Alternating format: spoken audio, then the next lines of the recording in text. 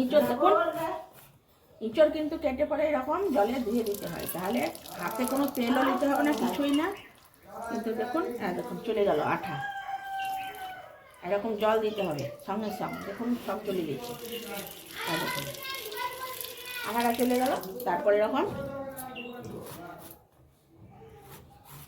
এরকম জলে দিয়ে দিতে হবে, তাহলে কোনো তেলের দরকার নাই, হাতে কিচ্ছু না, কোথাও একটু আঠাও লাগবে না।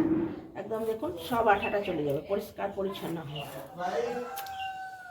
দেখুন এরকম করে জলে প্রথমে এরকম ধুয়ে নিতে হবে। জলে ধুয়ে নিয়ে দেখুন একদম সুন্দর, হাতে আর আঠা লাগালাগি কোনো ঝামেলাই নেই।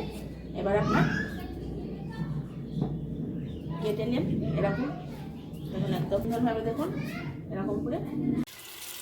তো দেখুন আমার হাতে দেখুন কত পরিষ্কার হাত, দেখুন কাঁঠাল কাটা হয়ে গেল। এই দেখুন কাঁঠাল, ইঁচড়, এই দেখুন, এই দেখুন একদম পরিষ্কার পরিচ্ছন্ন কেটে।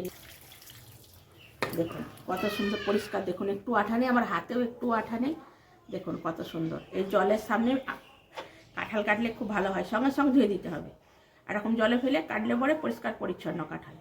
কোনো রকম হাতে তেল কাঁঠাল মানে আঠা বলে চিটলে পরে ছাড়ে না তো। দেখুন হাতে কিছুই নেই, একদম পরিষ্কার পরিচ্ছন্ন।